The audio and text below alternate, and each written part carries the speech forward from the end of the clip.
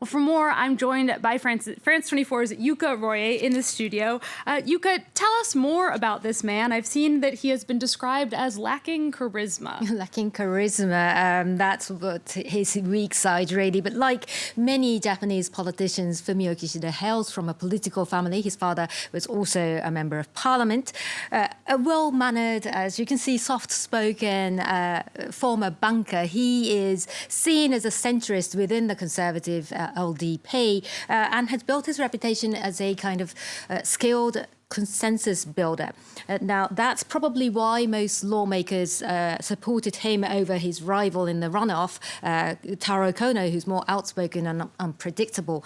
Now, it wasn't, as you said, not the first time that Mr. Kishida ran for party leadership. Last year, he came in second after Yoshihide Suga in a race to replace Shinzo Abe after he suddenly resigned.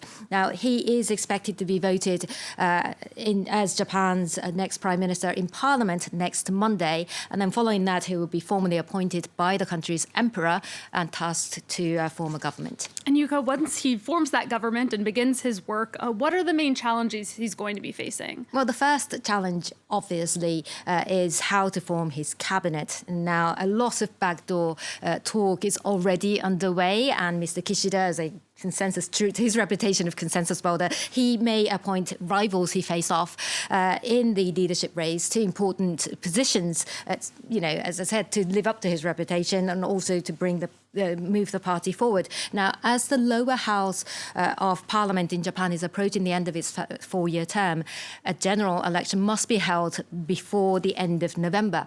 The ruling party is hoping to keep its majority with a new face, new, fresh, friendlier face after the government's approval rating plummeted during Suga's era. But Mr. Kishida is not very well known among he's been fairly low profile and he doesn't enjoy a lot of support among the public. Now, but beyond the economy, bigger challenges lie ahead.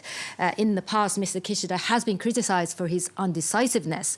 The Japanese public wants to see strong leadership to steer the economy after pandemic-led lockdowns.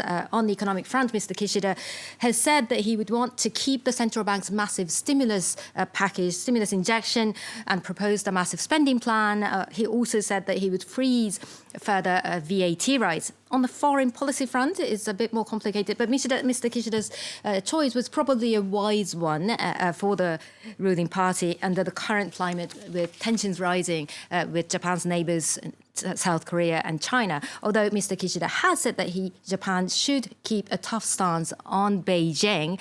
Though moderate, he has vaguely support also for the idea of beefing up Japan's defences and acquiring the capability to strike enemy bases.